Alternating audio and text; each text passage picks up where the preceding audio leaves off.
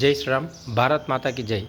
మనం సాధారణంగా బ్యాంకులో కానీ పోస్ట్ ఆఫీస్లో కానీ అవసరార్థం ఒక పెన్ను అడిగితే పక్కతను ఇచ్చినాక అతనికి పెన్ను మళ్ళీ రిటర్న్ ఇచ్చేటప్పుడు థ్యాంక్స్ బ్రదర్ అని చెప్తుంటాము.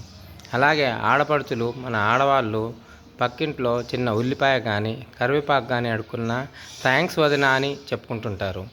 ఇలా ప్రతి చిన్న విషయానికి కూడా మనము ఎంతో వినయంగా మనం థ్యాంక్స్ చెప్పుకునే సంస్కృతి మనది.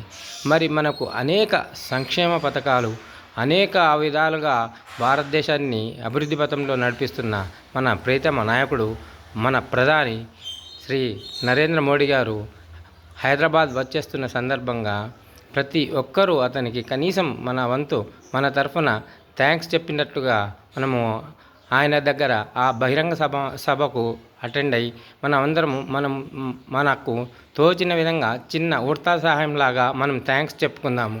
అందరూ కూడా ప్రతి ఒక్కరూ, చిన్నలు పెద్దలు అందరూ దయచేసి మనం ఒక కాలనీలో చిన్న సమావేశం ఏదైనా ఉన్నా కూడా చాగంటి గారు కానీ గరికపాటి గారు కానీ వస్తే కుటుంబ సమేతంగా చిన్నలు పెద్దలు అందరూ ఎలా అటెండ్ అవుతారో అలాగే మన భారతదేశ ప్రధాని గారు వస్తున్న సందర్భంగా ప్రతి ఒక్కరూ మనం ఆయన దగ్గరికి వెళ్ళేసి ఆ బహిరంగ సమావేశానికి అందరం హాజరై ఆ సమావేశాన్ని మనము విజయవంతం చేద్దాము.